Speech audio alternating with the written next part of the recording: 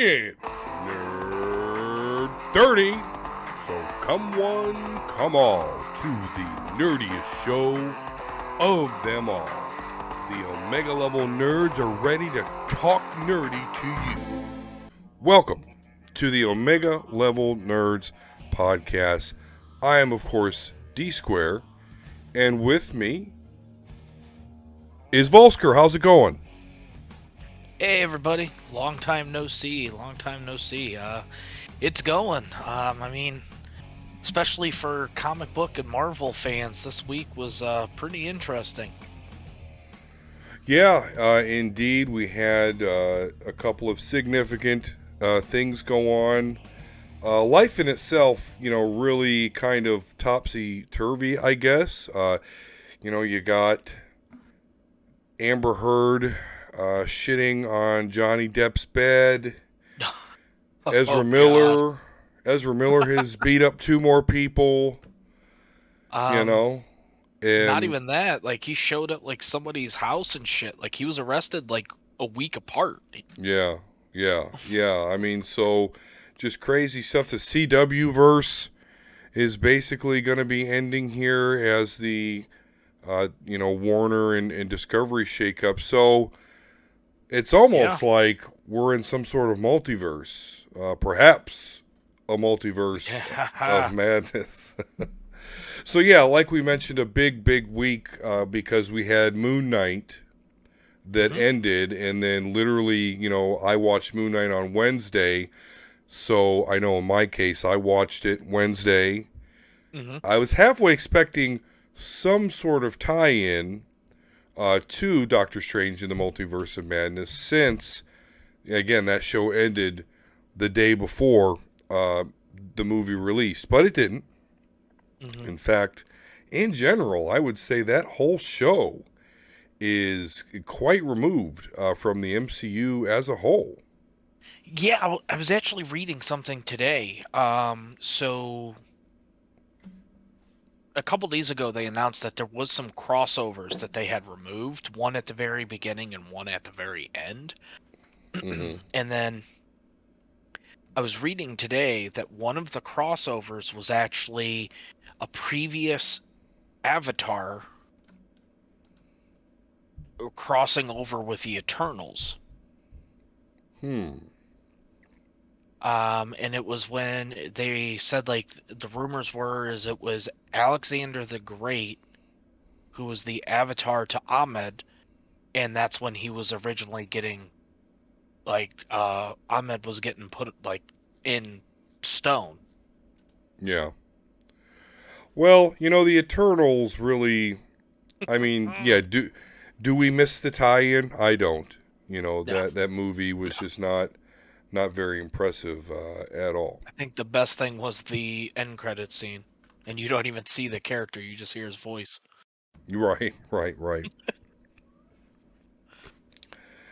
They can't all be, blockbusters, but I definitely think that we're getting into. I don't want to say superhero fatigue, but I definitely think that we're at a point where it is saturated to where the newest Marvel show isn't must see TV anymore. Now I don't know why, because I enjoyed Moon Knight and I thought it was Mhm. actually very quality all around, acted, written, everything. But we seem to get a lot of laissez-faire attitude about it. Yeah, it's. I He's a mean, D-less character, so yeah, I mean D-list, street level, Daredevil type, just not as famous. But to even toss this out, like to give you an example, our mother, she watches all the Marvel movies, mm-hmm. dabbles in some of the shows, but she doesn't want to any of the weird shit. Like she won't touch WandaVision. Mm. Uh, I don't think she's watched Hawkeye yet, and she was watching Moon Knight, and literally after every episode, it's like this something better happen. This is this is too Yeah. much. I thought it was great because it's not like your typical MCU where it's all in your face. Like you have to actually pay attention. Like the fuck's going on? Like, you know, it was pretty in your face when they kind of threw like, hey, was that you, Steven? No, that wasn't me. Okay, then who was it? And Yeah. then you missed that coffin real quick, and then like subtle cues. But the show was really like, okay, what the hell's this dude's backstory? Like, what is going on? And you had Yeah. to stick with it to keep pulling back layers, and I thought it was awesome. And that fight scene at the end of the season finale, Yeah. like I was on the fucking edge of my seat. Like this is some superhero shit. Like Yeah. this was awesome. No, exactly. It was superbly goofy with the giant alligator. You got the giant version of Khonshu. They're fighting, Hmm. and then the Moon Knight avatar, and that new, I can't remember her name, but she got, which that was, The golden yeah, scarab. yeah. I thought it was a little silly though, because she was like telling Khonshu, "I don't want to be Avatar. I don't want to be an Avatar," and then 5 minutes later, hey, you're an Avatar.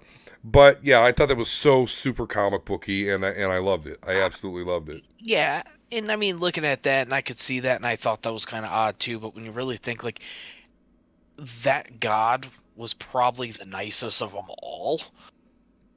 Mm-hmm.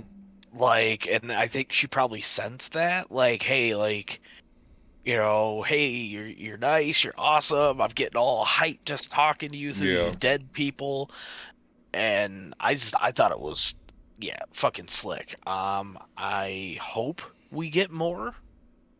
But overall, I would say it was a very, very solid series. Yeah, certainly.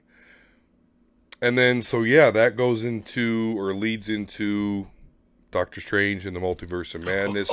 They Oh, have no crossover whatsoever, but yeah. So I guess before we get into spoilers for anyone watching or listening to the show that hasn't seen it yet, I guess I'm just gonna real quick and give it. To me, it's an 8 out of 10.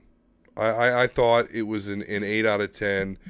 I had some problems with some of the decisions that were made, and again, we'll get into that. I have a Uh, feeling I know one of them, but what about you? I mean, this is your boy Sam Raimi. Um, um, what? I would,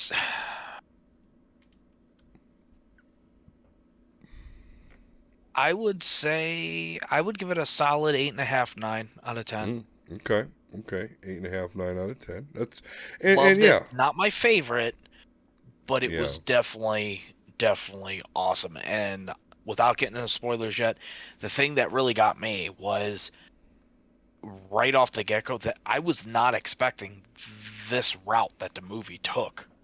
yeah. Like it hooked quick, and I was like, "Oh, oh, okay, so that's how things are going to be." Yeah, I mean, they didn't fuck around at all. We find out who the protagonist is right away.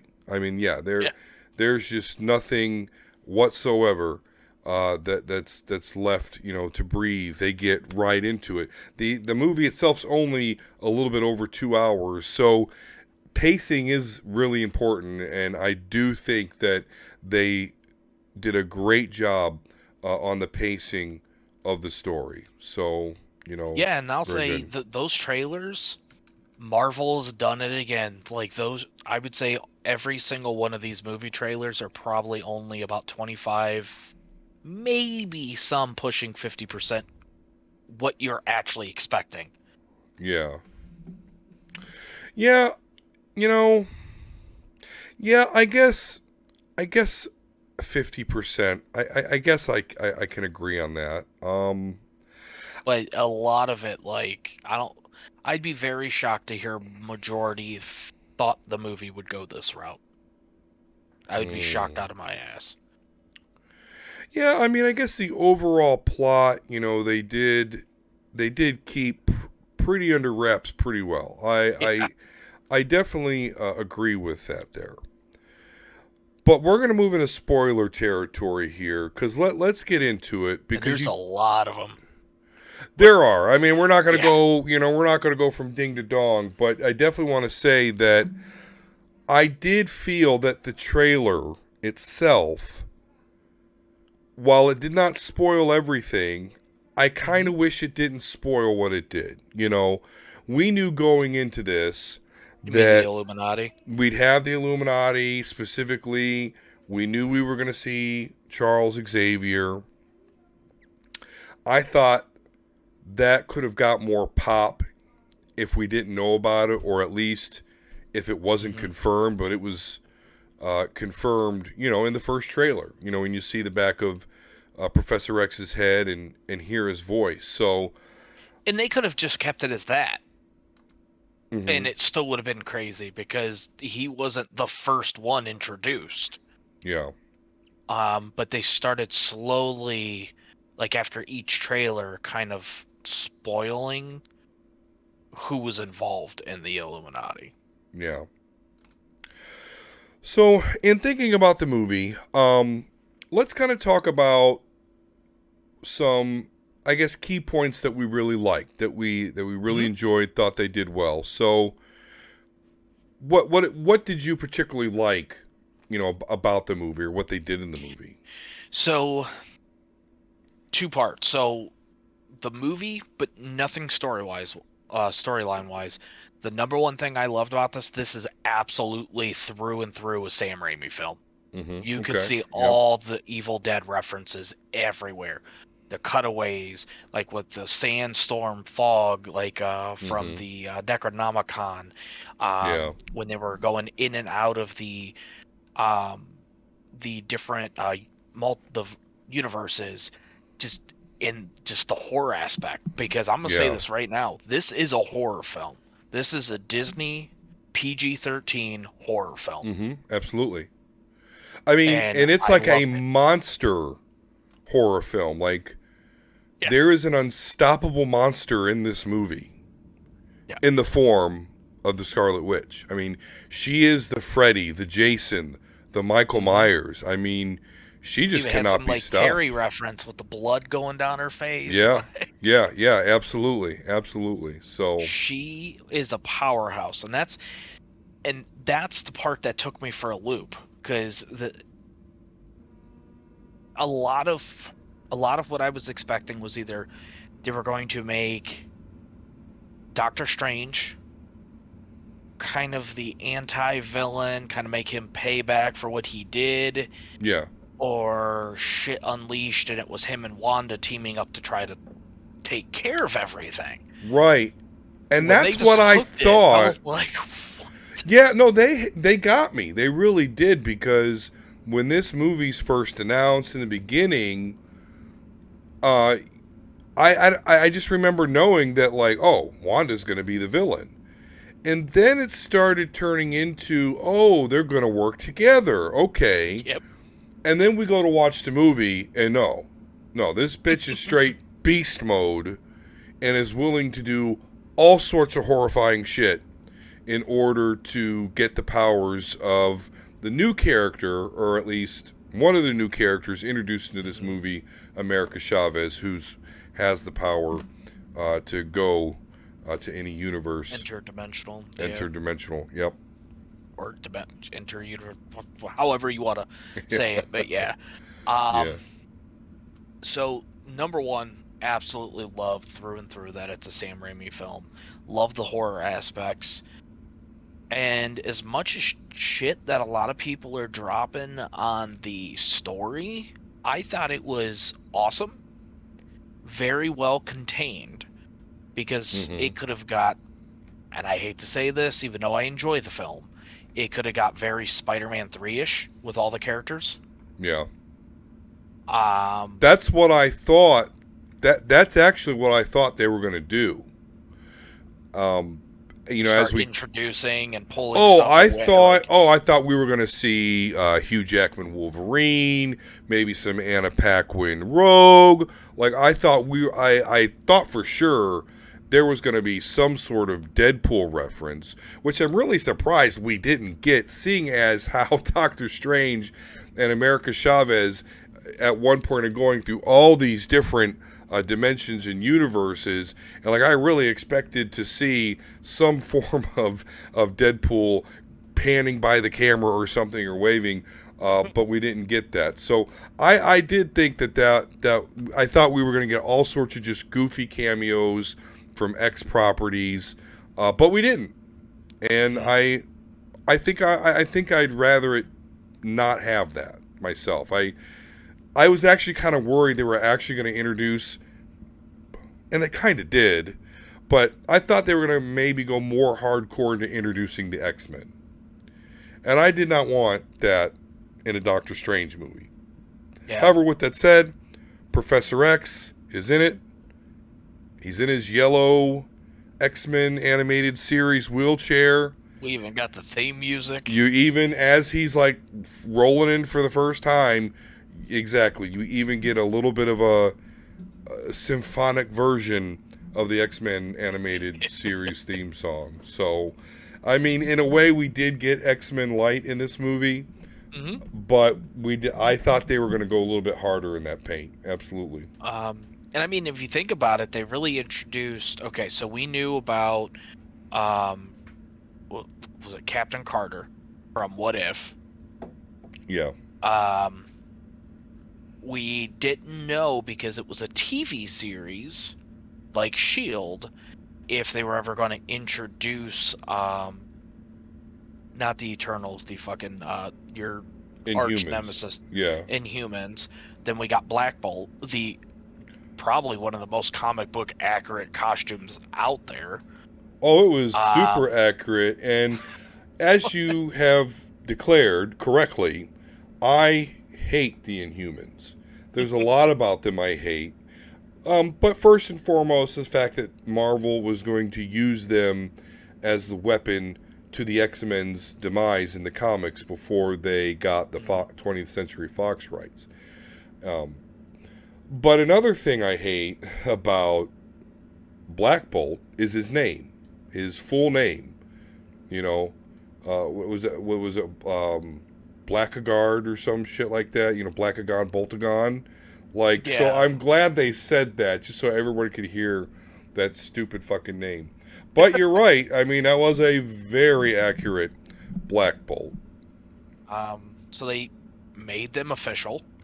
And then Fantastic Four. We knew the movie was coming, and we got probably the number one most wanted, what is it? Not typecast, but fan casting out there. And needless to say, I'm pretty sure they can swing him as the permanent Reed Richards, and people will be absolutely happy because one, he looks just fucking like him. There's absolutely no question. And two, we just lost the director. Well, who's also now an award-winning director? John Krasinski. So he can star and direct, and I think he could make a badass fucking movie.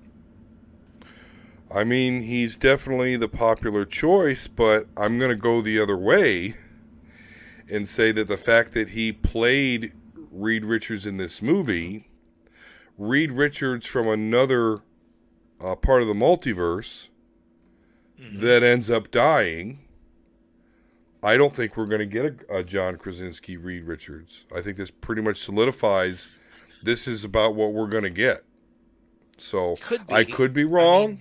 I could be wrong. It could get sonicked into existence where the fan base just says, you know, we love this so much and anything else is going to, you know, get fucked. So we'll see. But I'm kind of taking this was kind of them shooting that load right there. Is okay, John Krasinski, Reed Richards. There you go. And yeah, I mean, and it makes sense. I guess it also ultimately depends how they introduce him. Is he a younger Reed Richards, older Reed Richards? But I think he did awesome for the limited cameo time they really had. Yeah. But and then what was the last one? Was it Rambeau? Actually, we saw the Captain Marvel. Yeah. I will say, you know, I was originally very apprehensive about the Illuminati being in the movie.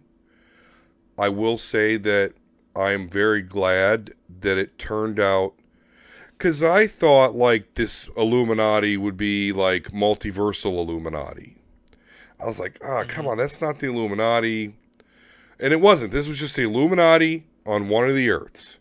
So we could... Which was Earth 818, they said. Some shit like that. And I was discussing with Devin, the neighbor, through text message, how disappointed I was that they labeled the MCU, you know, the movies, the Earth that we were all, you know, been a part of in this universe, as 616, which that's the main Marvel comic book universe. I think they're just doing it as an Easter egg, but it does kind of trouble me a little bit, because as a comic book fan, you struggle with the differences that the movies have with the source material. So to think of it as a different universe kind of helps me in that regard. So I don't quite appreciate them selling this as, oh, this is Marvel 616, because it's clearly not. But again, I think they did that more as an Easter egg. I just think it was bad form, to be honest with you. But I am glad that, again, this isn't the Illuminati, because, yeah, like Agent Carter in the Illuminati, like, you know, because she's not in the Illuminati in the 616. Captain Marvel, you know, she's not in the Illuminati. It's... Well, I mean, technically, she's not. She doesn't even have power. She's just Agent Carter in the 616. Right, exactly.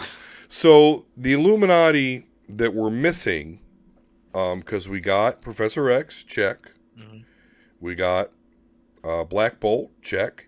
You know, he's in the Marvel 616 Illuminati. We got Reed Richards, check. But we're missing Black Panther. We're missing Submariner, Namor. We're missing Tony Stark. So, you know, we didn't get the Illuminati. And there were some things mentioning... and Doctor Strange.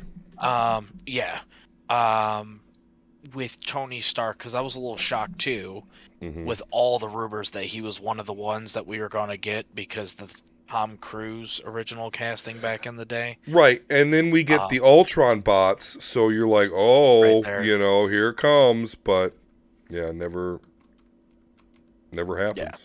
Which, by the way, in the credits, Ultron was not voiced by what's his face? James Spader.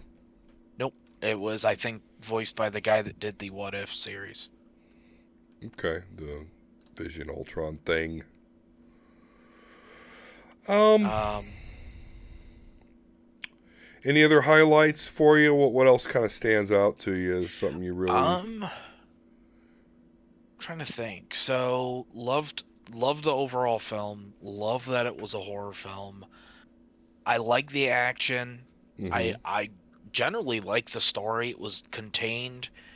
You know, Madness is open to interpretation. This was... Yeah. We got different kinds of multiverses, but mainly it's they get thrown into this 818 and shit hits the fan. That's the Madness. Yeah. And I loved it. And if they could do something like this, I'll be honest, I have hopes for Blade. Oh yeah, no, I'm with you there. I think they're gonna do Blade. Let's awesome. Be honest. Did anybody ever think Kevin Feige, and we'll talk about this, I'm sure, in a little bit, did anybody ever think they'd let Kevin Feige turn around and go, you know what? Go ahead, snap his neck, cut her in half. Yeah. What? Turn Reed Richards into ribbons. Yeah. Oh, Black Bolt, shut his mouth and his head explodes. Like that was so. I love that so much. Again, because I hate Inhumans, so when she was like, "But what if you don't have a mouth?" I was like, "Oh shit!" And I didn't really expect anything. I expected him to just kind of like be fucked. But then he screams and blows the back of his fucking head off. You know, a Disney film. Yeah, I mean this definitely did not feel like a Disney film. Yeah, this is not I'm for with you kids. there. Like I mean, yeah, Anybody this is a under teenager, horror yeah, monster flick. yeah. I mean, for you Scarlet Witch fans, I'm sorry to tell you, but your chick is the big bad unfucking stoppable, by the way, Yeah. monster. She's not defeated in this movie, ladies and gentlemen. No, and she's even the cause of at the beginning, the Doctor Strange, the Mm-hmm. what is it? That's which Doctor Supreme Doctor Strange, I think that's what that outfit like aligned with. Yeah, right. Yeah, with the ponytail, the one And he ends up reanimating after he's dead. And yeah. how did you feel about that? I mean, again, it's a Sam Raimi movie, so how did you feel about the fact that basically Doctor Strange, for the last half hour of this movie, Hmm. is a reanimated corpse with I a fucking loved it. ponytail? I Yeah, loved it. Um, didn't expect that. Cumberbatch fucking stole the show. Oh yeah, Like he's great. him, American Chavez, and I would say American Chavez was kind of cool. We got kind of that Wanda. She got introduced. She was important, but kind of eh. Yeah, But if they're like rumors are, the Young Avengers, I think she can end up being a pretty badass character. did the movie, like, were there any like major faux pas in your eyes, I guess, that the movie made? Um, like negative things, like Yeah. any shit marks. Um, I'm gonna let out my Sam Raimi fanboy here. I was really let down by the Bruce Campbell cameo. Oh, even in the after credits too. It was funny, like you mentioned Deadpool. Well, they used Mm-hmm. Bruce Campbell to break the fourth wall instead.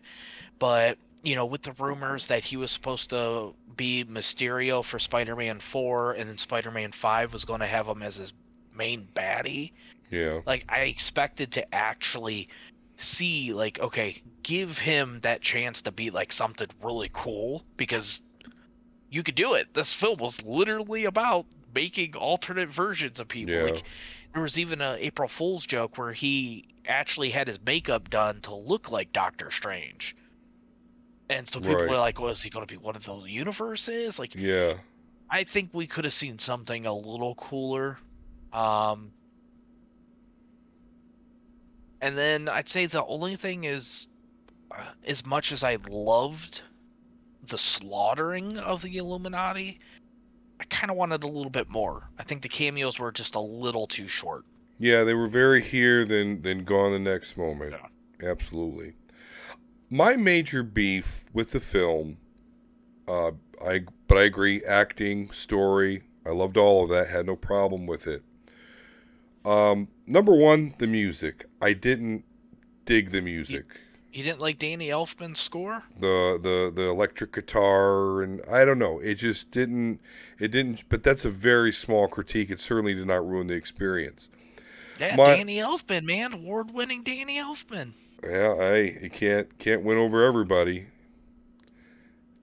Um my other complaint about the Hmm. movie, and I don't know if it's small or big, but I didn't like the great value brand version of some characters. So that squid monster, that's Shuma Okay. Gorath, but it Hmm. wasn't Shuma Gorath.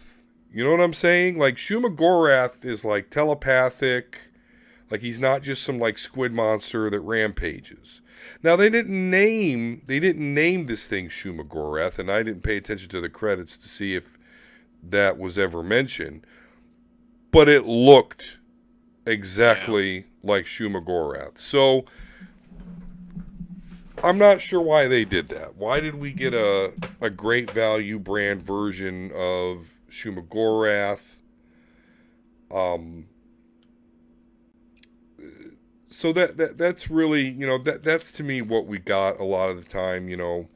Well, like the Even with the the Captain Minotaur, Marvel, yeah, the Minotaur, isn't right, he, like, from my understanding is like he is a huge character in the Doctor Strange universe, right, yeah, um, and he got his ass kicked straight yeah.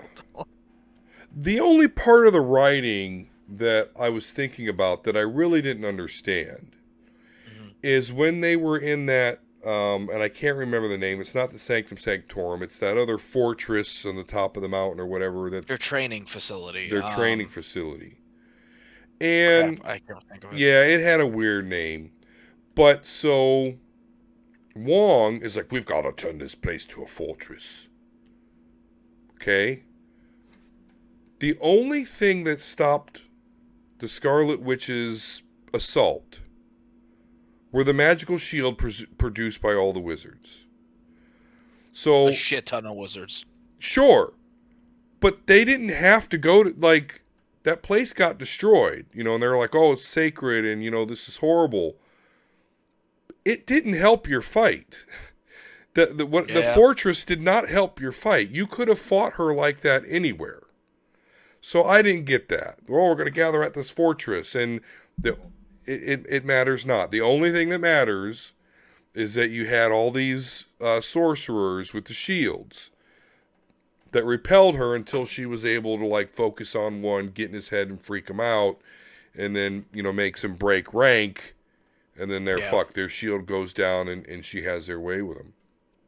See, that's probably the number one thing that really shocked me is they really took her to the next level. Like when she was like hardcore, like mind fucking people, I was like, they Yeah. literally took her to all magic to now like she is Scarlet Witch. Like Mm-hmm. this is that like mind fuck type shit that she could end up doing the House of M. What? Yeah, I mean, if they go that direction, though, I will tell you, I feel like this kind of takes the House of N Thunder away. Like, we're not going to see that. Yeah, I don't Makes, think. I think WandaVision kind of yeah. tucked, a little bit at that, but Um, but really, that's it. The post question credits, for you. yeah. So this is the thing that I was curious about.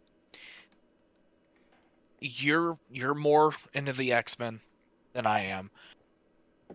Is there truly a possibility that Professor X can really be like out mind fucked by Scarlet Witch?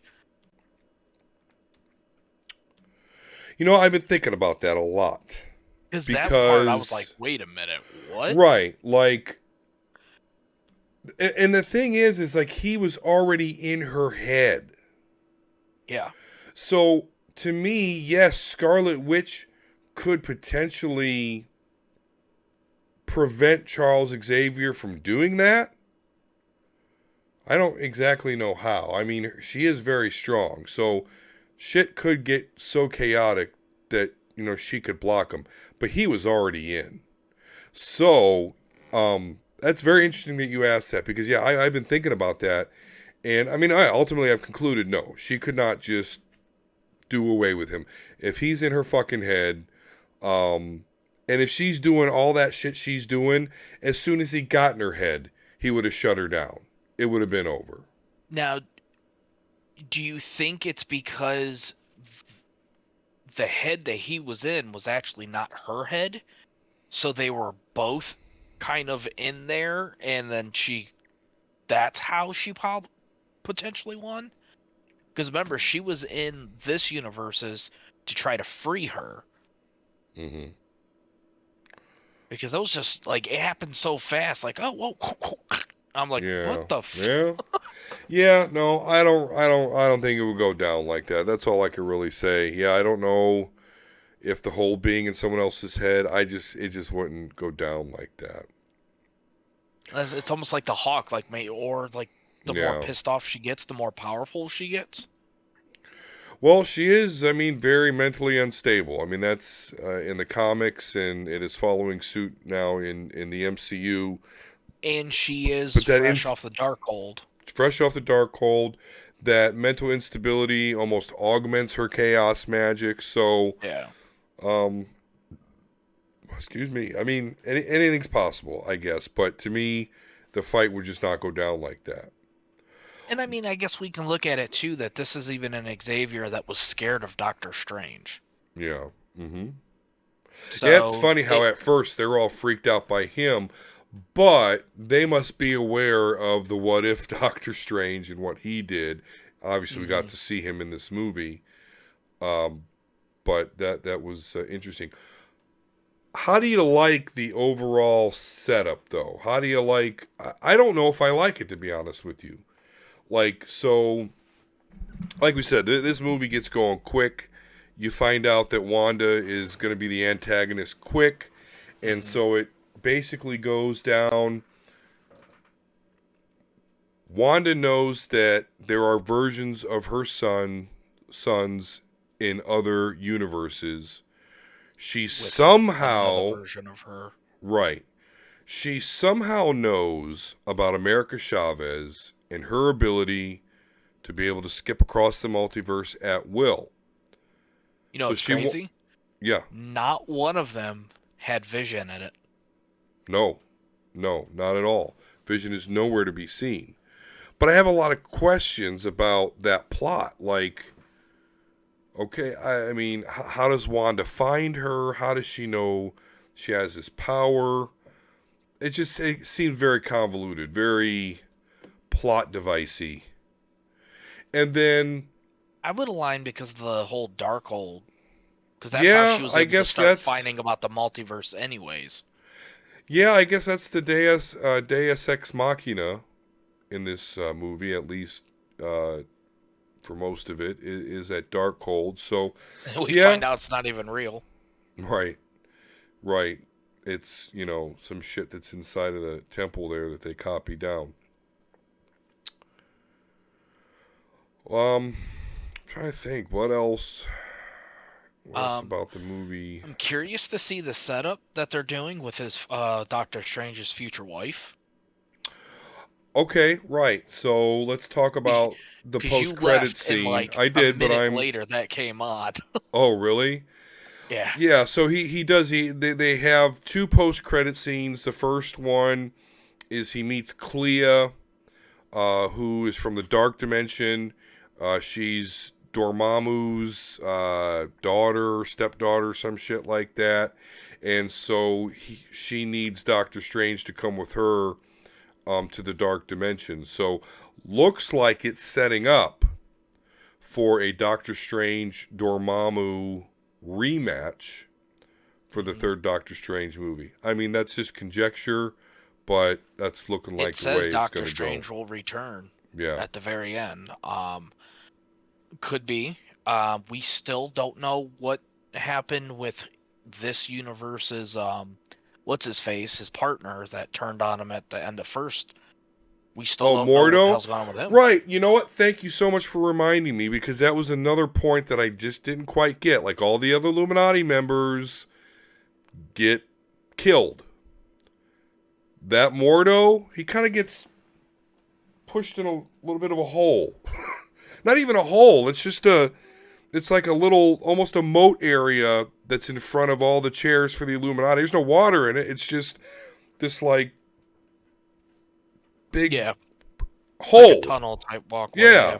And he just kind of gets pushed down there by Doctor Strange, and that's it. You don't see him the rest of the movie. Could be because his magic. Remember, he still had the anti-lock on. Yeah. But So, yeah, that we all thought that was going to be this one. Because remember how they cut the trailer it was him and then the what if Doctor Strange, like how they cut that. yeah. And it's completely like not even relevant together. Yeah, and speaking of something that wasn't relevant, like I remember parts of that trailer where he's like, oh, this just got out of hand. Like, that wasn't even in the movie. Yeah. I'm very surprised that wasn't in the movie. But yeah, we went and saw it. It was good. It's not the best, but it was very good. I'm glad they didn't shoehorn more X-Men. I'm glad that we can still meet another version of the Illuminati that's more akin to what's in the comics. And it's a lot of fun. We got introduced to a couple new characters really. America Chavez, Clara, who is going to, I'm conjecting here, take over as Doctor Strange's love interest. So I think he's done reminiscing about that other chick who showing Yeah, she's going to get married by some other dude anyway. because yeah, she becomes Clea Strange in the comics at one point, and Mhm. actually, following the most recent Death of Doctor Strange storyline, she becomes the Sorcerer Supreme. Right. I Huh? could see, and that'd be maybe even a way to pass the buck if, I mean, Cumberbatch isn't old, but I know he just said he's going to take like a break from acting for a while. Like Mm. maybe I could see, bringing her in eventually to take over or spice up the franchise. You never know. We'll see, because I really am starting to see a little bit of like normie peel offage, you know?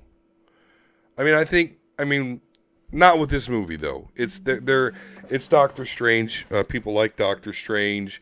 And what did the movie do first night? 36 million, 39 million. Have not read it yet. Yeah, it's like it's 36 million. Yeah, in the first night. So there's movies that have been out for weeks that haven't done that yet. So Mm. it's trending. It's trending awesome. I like that they're really starting to dabble into a lot more comic book characters. Like, all right, guys, like you said, Normie, 12 years, you've had enough. Like, now we're going to start getting into some shit that only comic book fans would really understand. Yeah, I mean, we could be looking at a really cool time because again, the normies pull off. Mm-hmm. Now we're in the deep shit, and we can kind of enjoy that. Because, yeah, they basically, over after this, in Loki, we set up what for the Kang Wars? And then Mm-hmm. also the Secret Wars. Like, Mm-hmm. They talked about and if there is incursions. no Secret Wars, then this movie just took a Cleveland steamer on everybody because they literally said incursion what like 20 times in this Yeah, fucking yeah, film. it was a Like, big buzzword that, yeah, if anything, that was what was in your face the most, like yeah. incursion. And then Clea, you created an incursion. Let's go. Like even Mm-hmm. the after credit scenes. It's like, okay, we get it. You're working on Secret Wars, cool. But her Which if they're gonna powers are awesome do, though. oh, Like she absolutely, just fucking took a sword and cut an interdimension like walkway. Like what? yeah. But it made people think of Psylocke. Like Yeah, some people were like, oh, Psylocke's in the MCU now. I wasn't expecting them to pick such a high actor for her though. Well, you know, Charlize Theron. yeah. So let me ask you, so in your opinion, and we'll take it with the caveat that you're a big Sam Raimi fan, Mm-hmm. but if you're somebody that hasn't seen the movie yet, would you recommend they go see it or wait for it to be on the app? So I had two caveats to that. If you're a comic book fan or horror fan, go see it. Especially if both. Horror fans like don't nothing bloody. It is still Disney. If you're an older kind of normie type fan, I would probably wait. And I even like today with mom, I was like, it's probably a little bit much for you, mom. Yeah. Like you probably, but anybody like us, teenagers, anybody who just likes Doctor Strange, absolutely. But it is definitely one. It is probably out there as some of the craziest MCU shit in terms of just what the hell is going on next to WandaVision. Right. Which, here's my easiest way to sum up. Someone I saw a video earlier and I was like, that makes sense. This is really the true conclusion to that series. It's interesting. I didn't think about it that way, but yeah. Like they literally could have cut this movie into 3 episodes and this would have been the conclusion to WandaVision. Yeah. How do you but it think? fits so well. Like, Yeah, no, it fits. The only thing that leaves me wondering is, like I said, Wanda is an unstoppable beast in this movie. The only reason she does not accomplish what she's looking to accomplish is because she actually gets what she wants, but hmm her kids are not, they're afraid of her. And that kind of causes her to have, some sort of mental breakdown. psycho schematic, event. And so she kind of stops her assault. And she's about Um, to kill her other self. right. So she did some dark shit. Yeah. I mean, Wanda's fucked up in major ways in comics. So it works. But she killed a lot of people. Like, so I wonder, I don't know, And I what's wonder what the crazy ramifications will be. is, and this is what works so crazy, and this is kind of that's where it's a horror, but they make you feel for her. They build this whole story up in WandaVision. You After credits after Wanda, you see she's hearing all, so this is where it ties right in. Hmm. And it's just this like rampaging mob, like it's my children, my children, my children, and then to your point, you go through, kill all these superheroes, kill all these sorcerers, and all of a sudden the ones that you're doing this for end up hating you. Don't want nothing to do And with it's you. just like, They call her the in witch. props to Elizabeth Olsen. Yeah. She is owning this role, and this is probably the truest Scarlet Witch that we will ever get. Like, even Yeah. from WandaVision, the previous movies, like, this is what her character should have been from the get-go, and just knowing all that build up to this movie, totally worth it. Yeah. Yeah, I agree. She is absolutely killing it in this role. And even though we've technically seen her a lot already, I still hmm want to see more. And for God's sakes, can we get more Wong for a change? Well, I like Wong, but I'll tell you, I'm kind of done with the whole Doctor Strange not being the Sorcerer Supreme. Like, I was okay with that with the whole Spider Man 3. hmm Okay, the snap happened, but I'm kind of done with that They now. do kind of allude that might, I could see them pulling a switch, because if you remember the dialogue where he's like, if other things don't get in the way, like, Wong basically said he's tired of having these responsibilities. Like, Yeah, because remember when he was like, "Are you happy?" and yeah. you could just tell. I could see him like taking back over, or unfortunately, maybe getting killed. It's always a possibility. Always a possibility. All right, you got any last thoughts about what we saw last night? Um, I mean, props to Sam Raimi. I didn't realize this is his first movie in 10 years Oh, I since didn't. he did the Wizard of the Oz prequel. Yeah, Like, I that didn't know was that for either. Disney. That was his last. Like, he directed Ash versus Evil Dead like a couple episodes when Hmm. Stars picked it up, but he pretty much just been producing. So he hasn't really been in the director's chair for a long time. And to come out swinging, and we got to remember, he came in after this film was already being worked on because the creative differences with the previous director from Hmm. Doctor Strange 1. And to come in, pick it up, and make such a great, awesome, like, horror superhero film, really push the boundaries of what we have seen at all in the MCU at this point. I mean, dare say potentially see a return to maybe Spider-Man 4. Now we have the Mm. multiverse. Like, if this movie like does well, which I absolutely expect it to, Yeah. I hope we see more Raimi. Okay. Yeah, I mean, I definitely don't have any complaints about it. I mean, I like the horror elements, but it wasn't overdone. I love the use of the Scarlet Witch as just the unstoppable horror beast. You know, the Freddy, the Oh, which, Jason. by the way, we forgot to mention that. We always talked about how they kept dropping that name or hinted. Hmm.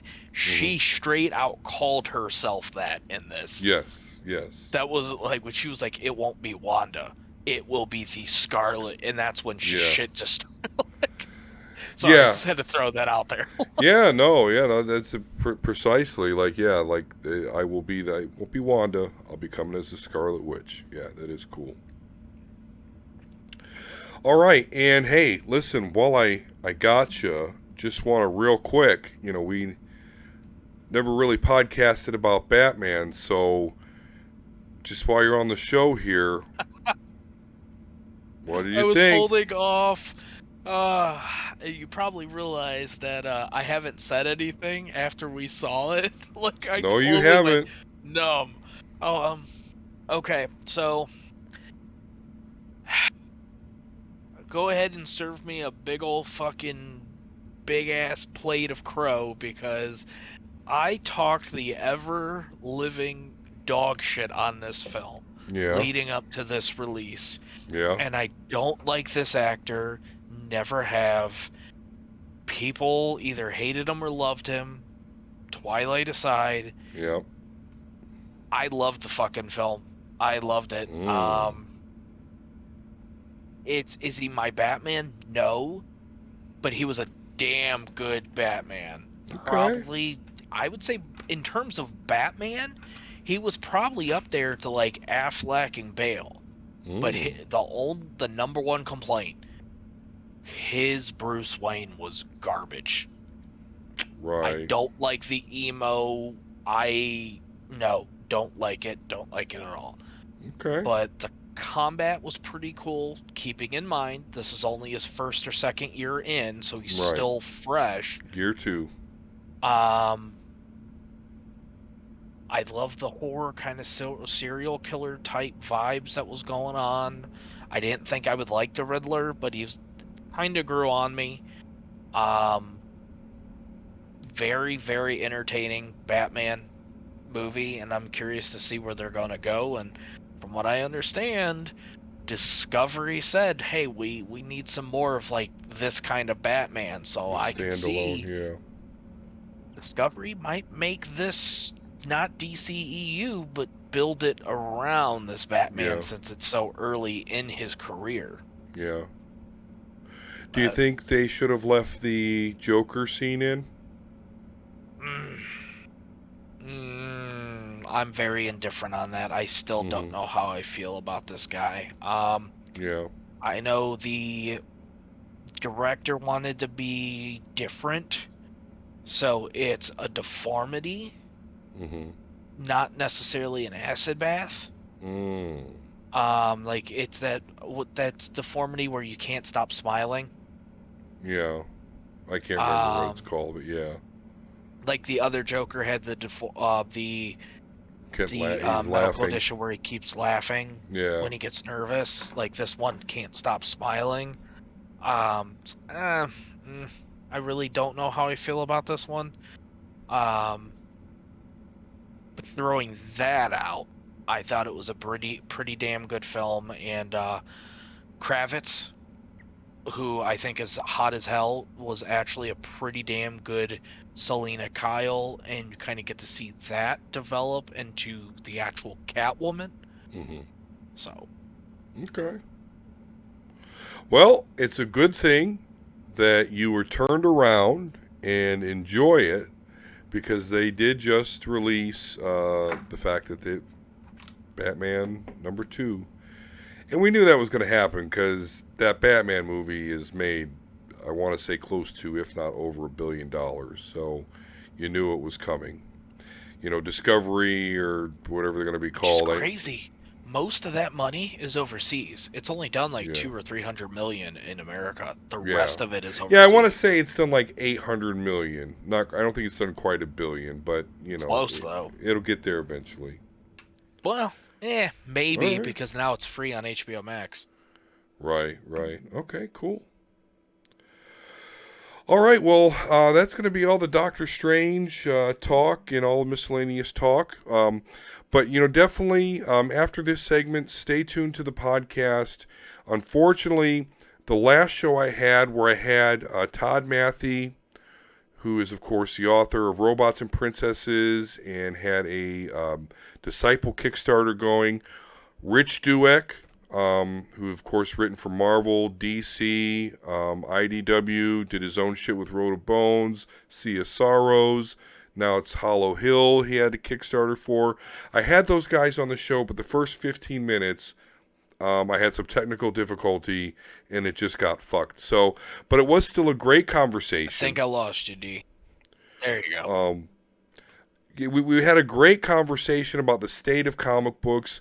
And so where this interview kind of starts off, before that, I just kind of established with both Todd and Rich that really the comic industry is really chaotic right now because you have your local comic book shops, which we here at Omega Level Nerds always support, but at the same time we have all these independent works being done through Substack, Kickstarter.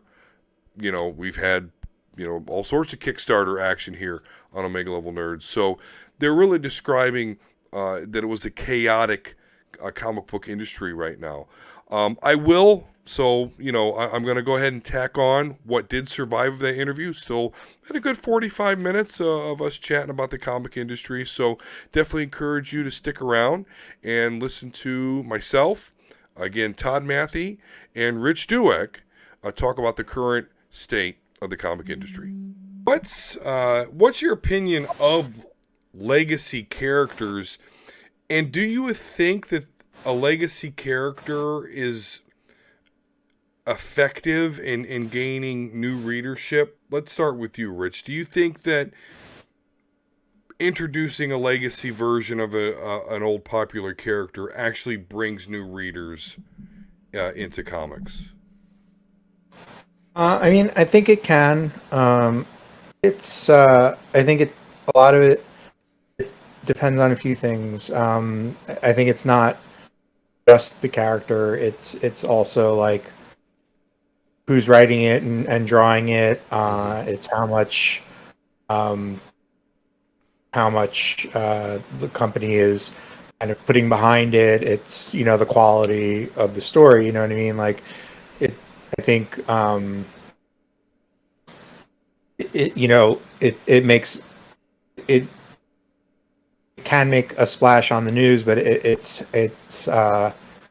kind of done very commonly that it's been so commonly now that I think it doesn't make as much of a huge impact. Like I remember when they announced Miles Morales, it was like oh my god, it was on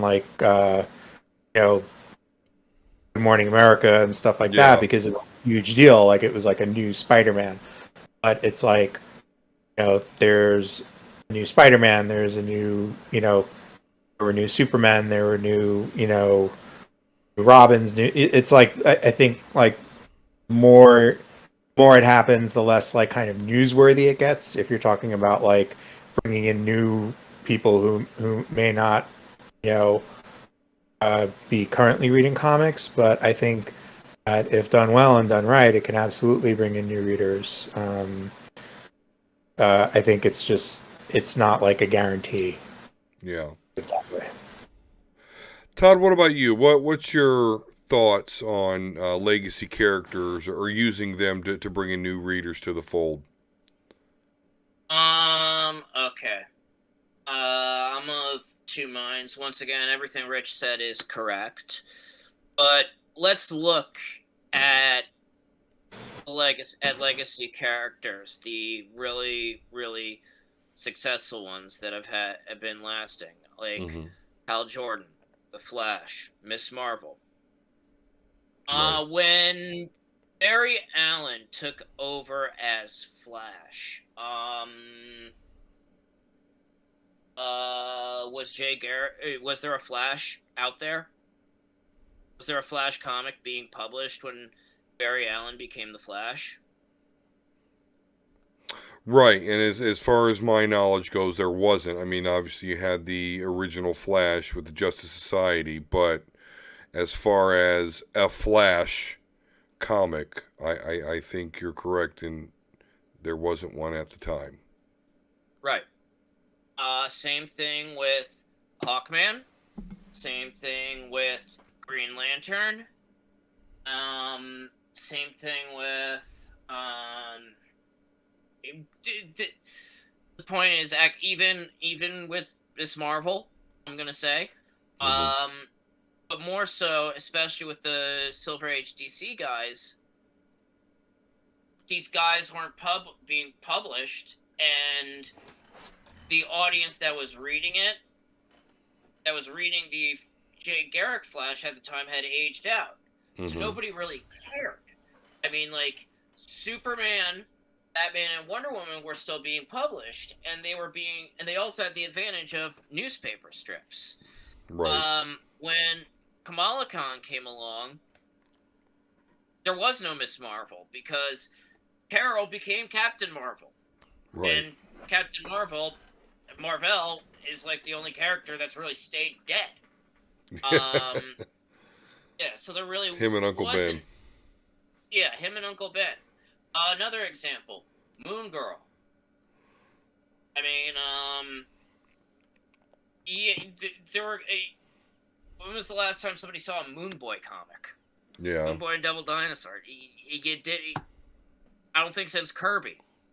So really, in general, other than like maybe the hardcore Devil Dinosaur fans, nobody really, cared. It's different when you take a character that's still being published, and I liken it to Optimus Prime and Rodimus Prime. Yeah, that's a good example. You can't just take Superman, okay? Be like, oh, we're not gonna do anything else with Clark Kent. Here's John Kent. Here's your hip new, here is your new god. Yeah. People are gonna be like, what? I don't like this guy. I like Superman. Yeah, you can't just do that. You can't take, and it doesn't mean that they're bad characters or anything like that. And it just means, like, with a lot of some of the new ones, like, all right, the Jane Foster Thor. You knew she wasn't going to be Thor forever. So it's kind of like when you're taking something that's established and just, putting someone new in, it's kind of like yanking someone out and replacing them. Yeah. With someone, and it's like kind of, maybe a little unwanted. I'm not saying it's unsuccessful. Certainly those first few issues always sell, man. Yeah. But, and there are, like, if the character is well crafted, people will stay after those issues. But I feel like legacy characters, they work best when it's essentially an older character or a dormant character with a new person and a new coat of paint. That's what I think. Yeah. Yeah, I think that the writing has a lot to do with the success of that character. And I also agree that it works better when that legacy character, currently doesn't have a book of their own. I think, and again, and this is probably just me, being stuck in a Twitterverse algorithm, but I mentioned Wolverine and X-23, and I see, again, in Twitterverse, caveat, a lot of discourse around that particular character. And I think the problem is like you said, we had the death of Wolverine, so when Laura Kinney became Wolverine, he was encased in, adamantium. He was dead. So her taking on the moniker of Wolverine, being his clone, it made a whole lot of sense. Well, then Wolverine gets resurrected, which is a cool story. Then we have two Wolverines running around. And again, I see a lot of Twitter discourse around You know, people that are fans of Laura Kinney Wolverine wish like Logan would go away, and people that are fans of Logan Wolverine like wish that they wouldn't call Laura Kinney Wolverine. Personally, I'm in the camp of they did it, they made her Wolverine, so she's Wolverine. There's two Wolverines now, and I guess I'm okay with that. I just don't really tolerate the people that just want to throw away the Logan character. Super important character, a lot of history there, so to throw him away I think is a misstep. But outside of that, I think it can be done well. Go ahead, I'm sorry. I was also going to say a lot of money. I mean, Yeah. you know, it's like don't forget, like only 5 years earlier, actually, like up to a year earlier, he was still in every book. Yeah, yeah. You can't just throw that out, you know. Yeah. I guess they did because, you know, well, apparently there was a certain situation. Yeah. Which I don't know the true fact about, but you know, to me that it was a case of Optimus Prime and Rodimus Prime. Yeah. I think with like the one thing is that with having both, it kind of does open up a whole new kind of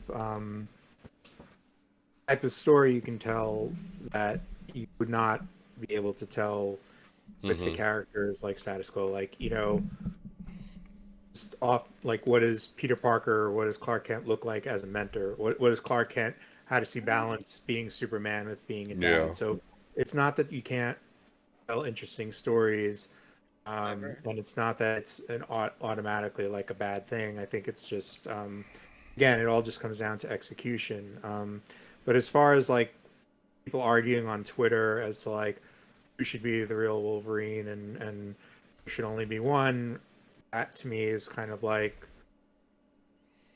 reminiscent of like sports fans arguing like who's better, like the Yankees or the Mets. Like, you know, it's conversation, but it's like if you're taking it too seriously, like just examine your priorities because it's just a bunch of people laughing on Twitter and it has nothing to do with like what the actual like what Marvel's going to do and what is right. It's just people's opinions clashing. So it's like I get it, and I have my opinions too, and I love to argue over a few beers or whatever. But you know, at the end of the day, it's like, you know, as much as everyone on Twitter would love it to be so, Marvel's not really basing, or DC or anyone is not really basing their decisions about like what they're going to publish and where the characters are going to go based on like, you know, what people are arguing about over on Twitter. Yeah, particularly since I don't know how close you guys are following the Elon Musk Twitter thing, but I get the impression that Twitter is full of like bots. Yeah. You know, are the majority versus, you know, actual real people. So I definitely have seen a few instances of what I believe is a lot of bots drumming up a lot of noise or, you know, mentions of something, but then it turns out, you know, they're not actually real people. So whatever project that they help get off the ground doesn't do very well. But yeah, legacy characters I think do help get new readers in, but I do very much think that it has to be done in the right way, which is why I'm really surprised about the whole Sam Wilson Captain America thing. I think that was a really cool run. That was a legacy, you know, handing off of a character that I really enjoyed. I really enjoyed Sam Wilson Captain America. That's probably why I like Falcon and the Winter Soldier show so much. But you know, now he's not Captain America anymore. You know, I don't know why the Captain America's like that. It's like it just ebbs and flows. It's like, oh, it's Steve Rogers, it's Bucky, it's John Walker, it's Steve Rogers again. Oh, it's like I'm not sure why that does that. Kind of repeat itself. Yeah. Especially since especially since Brubaker. I mean, we Yeah. had two guys in the last 10 years, but once again, I have a very big bias towards the Brubaker run, even if he killed off Nomad. It's one of my favorite comic runs of all time. Yeah. I think though, going back to like what Rich said, with Sam Wilson, it is an interesting dynamic because, well, it just seems like maybe Chris Evans is just no longer interested in playing Captain America. Yeah. And you can't expect these guys to want to be there forever. So it's like, so is Sam Wilson now going to be Cap forever? Are they going to recast Steve Rogers? I mean, Yeah. it's definitely a very interesting quandary now. I think the reason that Captain America has such creation, like you say, is all in the name, because Captain America is the superhero who's supposed to embody America, right?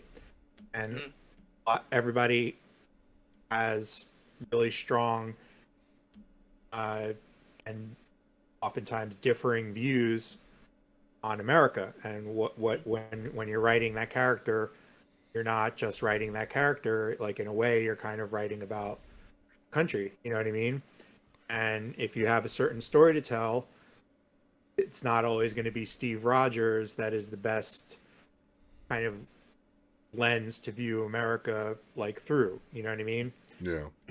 You might want to tell a story about America through the lens of a Sam Wilson or a U.S. agent, or I know they expanded a lot. Like, they had like Captain's America, or there was like a recent like bunch of one shots with a lot of people being inspired by Captain America. So it's like I think that's like, don't like quote me or anything, but like off the top of my head, that's why I'd say why you probably see a lot of like more variation in that character than you do with like, say like Iron Man or something. But even with Iron Man, like, you've got Iron Man, you've got Tony Stark, you've got Rhodey. That was like Rhodey technically, I guess, is like a legacy character because he was Iron Man way before he was War Machine. Yeah. And then they have Ironheart, Riri Williams, which, I mean, we'll see in the MCU. We'll see her in a show here, pretty sure. So, and sometimes the legacy characters are a little bit better. I'll be honest with you. I'm more of a fan of a Rhodey Iron Man War Machine than I was of Tony Stark in the comics. Now, I know Tony Stark has got a good bit of rub because of his place in the MCU, but in the comics, he's kind of a bastard. Yeah. So I was, yeah. yeah, I always favored War Machine in that respect. Yeah. Like Robert Downey Jr., he kind of plays him like a bastard too, but he's just like so naturally charming that it's like, Yeah, you don't really mind. Yeah, you don't care. I mean, he played him as he was cool. I mean, like let's face it. I mean, he was cool. Well, they really sold it because one of the first scenes that you see in the first Iron Man movie is he's in that Humvee with those soldiers and he's chopping it up with them. So I think they really did a great job in that movie of establishing exactly who Tony Stark was, and you saw right away that Robbie Downey Jr. was just going to kill it. So that was a perfect storm. I think they did a great job of establishing that character. And I mean, it's interesting too because Iron Man, like at the time, was not like, it didn't seem like the natural starting point for like an entire, Marvel universe. He was never like, he's like a popular character, but he was never like, the most popular character carrying the entire like right Marvel universe on his back. You know what I mean? It's like natural starting point is like Spider-Man or Captain America, somebody. You know what I mean? But it's like, I mean, it was just like a great,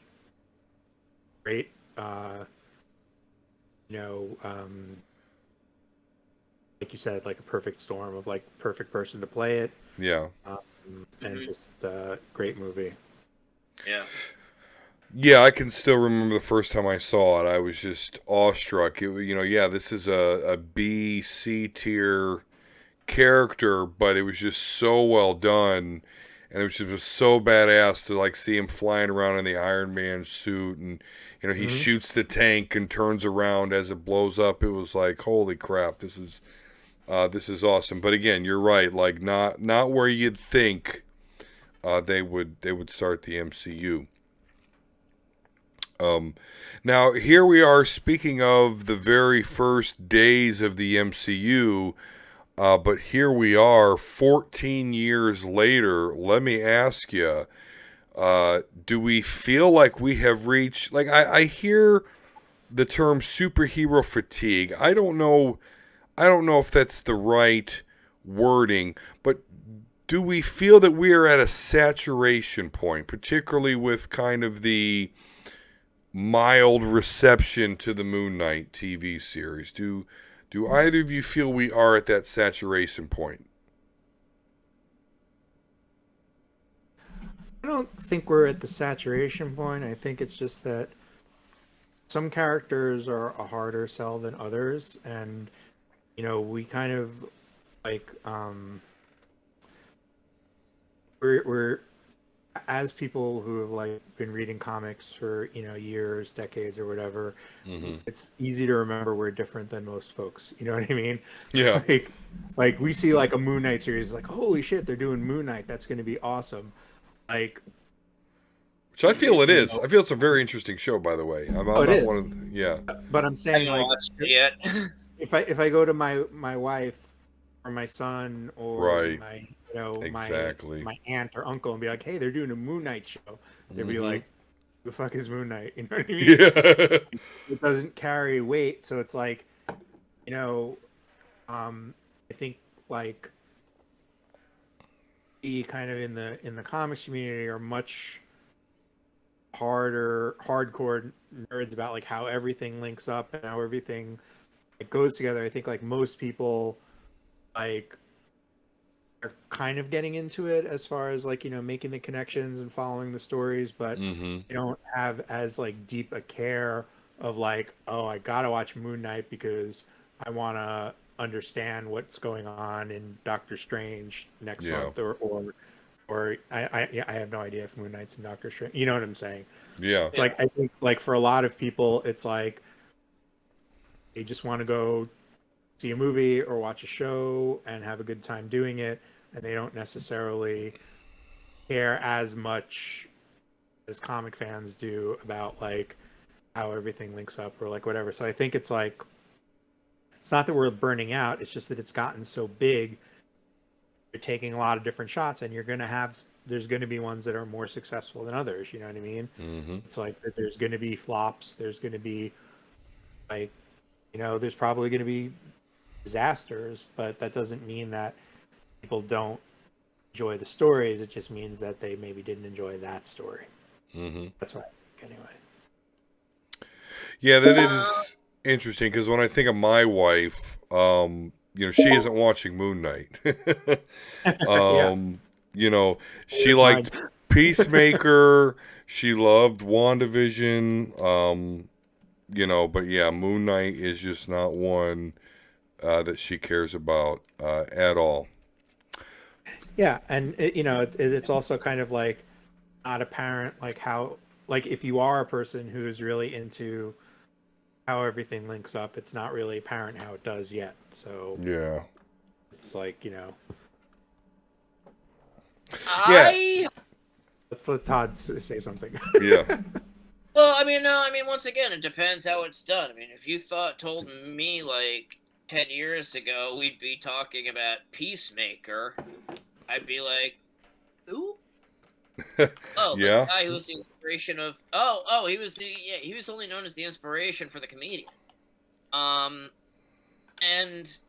I mean, now he's the world's worst superhero, but he's funny, and John Cena plays him very well. Yep. I think that we are getting to that we're starting to see the start of where it's going to be. The more Morbius movies we have, I think that, and the more diminishing returns there's going to be. Like, Marvel, like, I think a crack happened with Eternals.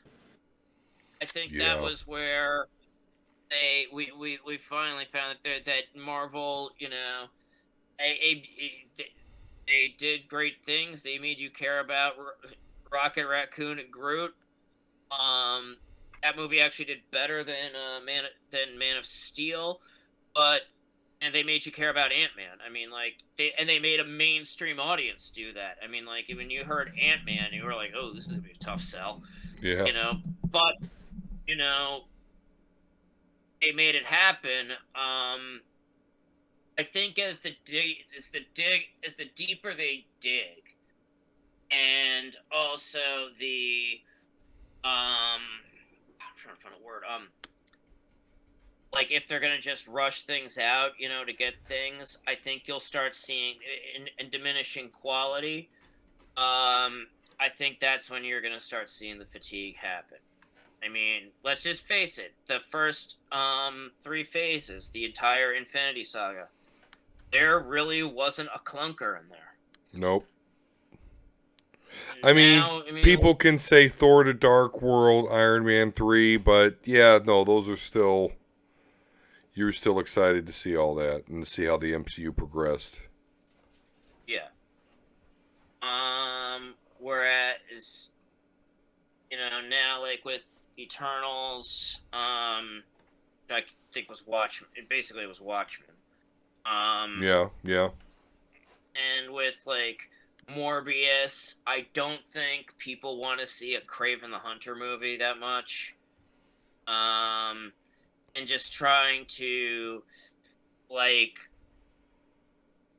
the attempts to duplicate what Marvel did, but without the quality and the patience, I think that's what's going to cause the fatigue. I think Marvel will be just fine because you see that logo and their batting average is just so good that they can ride that momentum for a while. But I think it's definitely, there's fatigue on the part of DC, and that's going to set in, and certainly anybody else trying to get in the game. And lower tier characters like Sony's attempt to do a Spider-Man like universe or whatever they're trying to do there. The Sony verse to me is crap.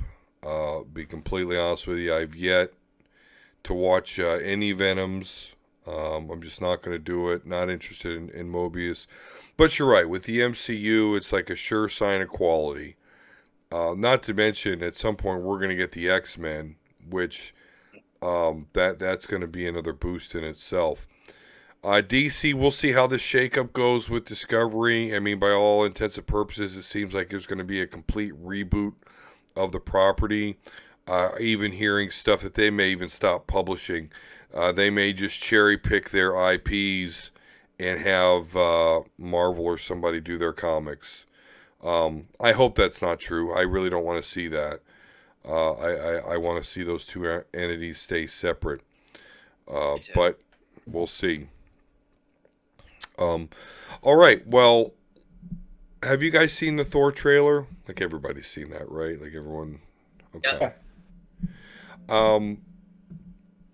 I have some thoughts on that. My first thought is going to be, of course, Sweet Child of Mine by Guns N' Roses being the theme, I guess, or at least during that trailer, the song that we hear.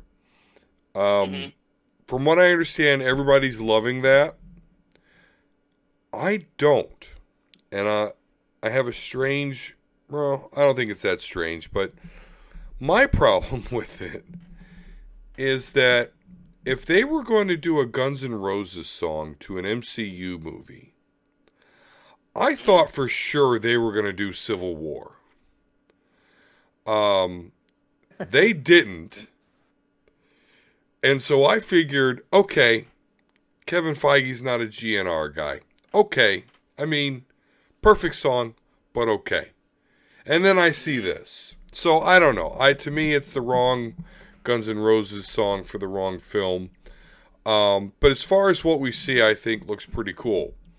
One thing we do see in a trailer, though, is we see him and Korg standing on a hill in front of this big dead frozen monster. And that's ripped right out of the pages of the comic book. And I'm, again, Twitterverse here, so I can't take it too seriously. But what I'm starting to see is demand that artist now that did that original book and did that original panel get paid. So I was wondering what you guys thought. I guess I'll start with you, Rich. Do you think, and I know, you work with artists, obviously. So do you think if one of your buddies or any comic artist has a panel out there and it becomes so iconic that they recreate it in a show or movie, do you think they should have a paycheck forthcoming? Oh yeah, absolutely. I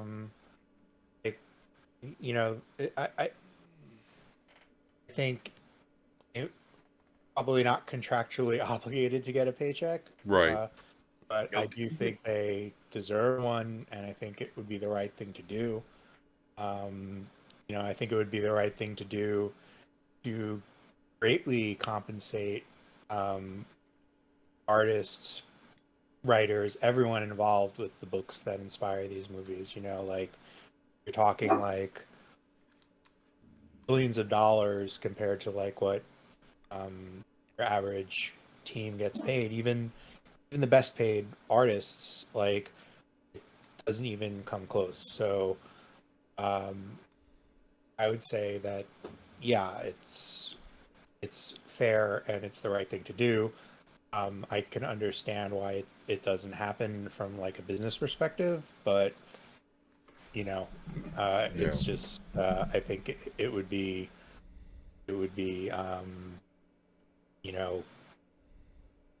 like let's just say it would be right for them to these like big companies to compensate the people that are inspiring the work to the same tune, to the same amount that they are, compensating people higher up in the food chain, let's say. Mm-hmm. Yeah, what Rich said. Exactly. Unfortunately, once you sign that contract, to do work for Marvel, it becomes your work is there, so they can do whatever they want with it. And that's, as Rich basically said, even if it's not right, it's a reality that's not going to change, I see, anytime soon. Yeah. It'd be nice. I mean, like, I'm for, like Esad Ribic getting a cut, or at least, like, a credit, maybe, like, as a cinematographer or something, or getting, like, some compensation and credit, but, once again, just the way things are, and that's just in any, creative business where you're like a work for hire guy, just what it is. Yeah, I mean, you're right. I mean, you could, if you're working for an energy company and you somehow perfect cold fusion and you can offer the world basically free unlimited energy, you did it while employed for a company. So, like, they own all that intellectual property. So, it's legal, but, is it right? Does it give you good karma? So, I'm with you. I think that if you're an artist and you're basically seeing one of your panels come to life on the big screen, at the very least there should be some sort of credit, if not check, to keep the morale high there and to do the right thing. So I agree with you guys there. Are you excited for Thor: Love and Thunder? Yeah, yeah. I mean, Yeah. I thought the trailer looked like a lot of fun. I mean, I liked Ragnarok a lot. This kind of seems like similar vibe. Um, so yeah, I mean, I like. I get excited for pretty much every Marvel movie. I'm not going to lie. I'd show. Yeah. It's like they would have to work pretty hard to like make me not want to see something, because it's like, if nothing else, I just kind of want to see how they did it, or like, Yeah. or like what kind of take they're having on the character. Like, I don't like every movie like after I've seen it, like, I brought up the Eternals before. Like, I thought that was probably like my least favorite, and it had nothing to really do with the characters. It was just sort of like, there were like a lot of things in the story that just didn't make sense to me, and like as a writer, I was just like, I just don't get it. Yeah. Like, but I was still excited to go see it. Like, so I was like willing to give it a chance. So. If anything, like honestly, like just judging by the Thor trailer, I'm just gonna say it. Judging by what I've seen so far, they've made Eternals what they are in the Marvel universe, I think, redundant. I mean, they're kind of just, variations of, the Greek. Yeah. Supposed to be, they inspired the Pantheons, but the Pantheons are already there. Yeah. So, Yeah. like, it doesn't, it's like when you tried, like when DC tried to bring in, tried to integrate Wildstorm in there, and you have like, Mr. Majestic. I mean, you really need Mr. Majestic when you have Superman? Yeah. You don't. Yeah, not at all. Yeah, boy, Eternals. That was I obviously I didn't go to the theater to see that. I waited till that was on Disney Plus. I certainly didn't hate that movie, but yeah, you're right. It didn't make a whole lot of sense. That was an overreach by Marvel. I think they went just too far there. And of course they're gonna have them. The Eternals now they're gonna have a comic event here over the summer, where it's basically they're treating mutants as deviants. So you're gonna get a whole Eternals versus X-Men Avengers thing going. So, It's called, right? yeah, I'm sorry, Eternals are taking an L there. It's gonna happen. Yeah. Just But, like I the mean, like, Inhumans. Yeah. Yeah, don't, well, the Inhumans, I think, are still in, timeout. Yeah. Which, we had that discussion, right? Yeah. Yeah, we did. Oh, boy. Yeah, back when Marvel was trying to kill the mutant property. Yeah, they're doing some shady stuff there. But yeah, I'm definitely looking forward to the Love and Thunder. I've seen some people, believe it or not, actually, I was really surprised to see this, were complaining about the Taika Waititi veneer, that's on this movie. They want to go back to like the serious Thor one in Thor Dark World. But I think we clearly see that Thor works better as a lighter property. I really don't think people want Thor to go back to like he in the comics where he's like speaking in his like Shakespearean manner, and I like the Chris Hemsworth Thor. They brought the long hair back. You see him getting back in shape. Listen, Thor is not my favorite superhero by far. In fact, I kind of don't like him. But you know who does like him? My wife. She likes the long hair. She likes the muscles. So we need that wife anchor in the MCU. Yep. So, I'm all for it. And I'm really into, for whatever reason, I'm really into Natalie Portman. I don't know why, because I'm just going to say she's generally not my type. I usually like a meteor female. But I don't know. There's just something about her ever since Attack of the Clones. I know people ridicule that movie, but I don't know. I've been into Natalie Portman since then. I liked her since Mars Attacks. Okay. I actually saw her in Diary of Anne Frank on Broadway. Oh, nice. Yeah, she is just gorgeous. And, Yeah, no, absolutely.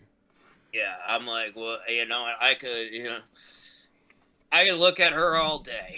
All day. Say, So, yeah, Natalie Portman, the fact that she's in it again, and all right, we'll get to see her as Thor. Yeah, sign me up. Yeah, no, that's great. I know, and I remember when like Jane Foster Thor first happened in the comics, and I remember the backlash about that. Like, Thor, a woman, this can't be. This is a betrayal of a character. I'm like, didn't any of you assholes read Earth X or any of that? Where like Odin's just like, hey Thor, yeah, you're too much of an asshole, so now you're a woman, and now learn to deal with that, and you won't be such an asshole. Like, yeah, no, calm down. It's cool. Let it work. It'll work well, and it is. Jane. The art of that entire run was great. It was a great fantasy comic book. Yeah, for sure. So, people will like it. I like the new reformed Mjolnir. Love that. Love Natalie Portman looking buff there. That was cool. I like the dedication. But I really love that, like, in Thor 1, because my mom, she is kind of into the MCU too. And she was always really engrossed into that Thor Jane Foster love affair. So I really love it that we're getting like this fourth Thor movie, and it's coming around like full circle with him and Jane Foster again. So I can't wait. Again, the Guns N' Roses song, I wanted to see them use Civil War, but this is pretty good. And I love that scene running through the forest, and he's got his original costume on. You kind of see that evolution of the character. All good stuff. The only thing that I'm going to slightly complain upon so far, other than the music, and we don't know exactly how Gore the God Butcher is going to look, but we have seen some images. It looks like he's going to be a cross from like Powder and Darth Sion, but still pretty cool. I can't wait to see him. Hopefully they have the Necro sword and they go into his whole purpose about killing gods who's not serving their people. I think it's going to be great. I think it may be starting as a kind of a goofier movie, but when you're talking about Gore the God Butcher... yeah, no, he's no joke. Yeah, things are going to get serious. And Christian Bale, he's like a really, really good, serious, dramatic kind of actor. So, yeah. We'll see. He's going to go off. It's going to be great. I can't wait. Yeah. All right, guys. Well, I really do appreciate it. I think through our conversation today, I've learned that really the comic book industry is still very strong, but it definitely is evolving in a chaotic way, absolutely. But I particularly like to see that the independent content creators can kind of take things into their own power and do their own thing without having to go through a predetermined path and basically having to take the scraps of whatever the big two or big four or five, or whatever you want to call them is. So I definitely think that we are in a very strong comic book economy. I guess we'll just have to see how far. I'm really surprised that we're in year 14. I truly am, because I grew up liking this stuff, and even at points, in my early life, even got ridiculed for liking this stuff. But now it's like full circle. It's pop culture. I didn't think it was going to last in pop culture for over a decade, but we're still going pretty strong. And I think overall, again, the comic industry, although evolving and a bit chaotic, is also very strong. That's pretty much the impression I'm getting from what I see and talking with you guys. So, again, thank you so very much for joining me today. Both of you, again, congratulations. Both on the heels of a successful Kickstarter campaign. So we're going to get the Disciple #1. We're going to get Happy Hill, right, 1 through 3, as well as other projects you got going on, Rich. Again, I haven't told you face to face, as far as I know it's been a while. It's kind of old news, but your Wasteland Star-Lord stuff. I'm not a Star-Lord fan, so I put it in my pool box, and I knew, Rich, you do a great job, so I knew it was going to be good. But I did not expect to be so happily surprised by the fact that you actually got to write some X-Men. And Yeah. you even got, and you even wrote a piece of dialogue for Colossus. I mean, not, kind of a Spectre Colossus, but whatever. That was still really cool. And your use, I mean, I don't want to give up too much spoilers away for anyone that hasn't read it yet, but I definitely recommend, because I think I love Farouk. I love the Shadow King. And I think that, like, the way you used him, that was just fucking awesome. Like, the world has ended. Well, not ended, but nonetheless, we're in a wasteland. We're in utopia, and the Shadow King Farouk is still present inside Cerebro. I don't know, I just thought it was cool. So I just, Thanks, that's man. awesome. I really appreciate that because, that was like my first Marvel book, and I was really like, I tried to write it as if it would be my last. Also, you know what I mean? Like, Sure. it's like I'm just gonna like go for it, and no ideas, not gonna like edit my ideas because they're too crazy. Like, I Yeah. just wanted to, I had the idea for the story, and I just really wanted to go for it. So I'm really glad that you dug it, and I think a lot of people did. Mm-hmm. It was weird. It kind of came out like December 29th, so I think it kind of flew under a lot of people's radar. But I had a great time writing it, and I love it too. So. Good stuff. Yeah. Congrats. Good job there. And of course, Todd, once again, congrats. We're going to get the Disciple series. We will follow the adventures there of Jesse Sampson as he uses his influence to get the heat from the god of war there. So obviously we'll see a Kickstarter campaign for the subsequent issues, sir, and I'll be looking forward to that. So congratulations there, sir. And again, thank you both very much for being on the Omega Level Nerds podcast. Sure. Absolutely. Anytime. All right. Well, again, great job, gentlemen. And to the rest of everybody else, as always, peace and love. Peace We'll talk and to you love. again.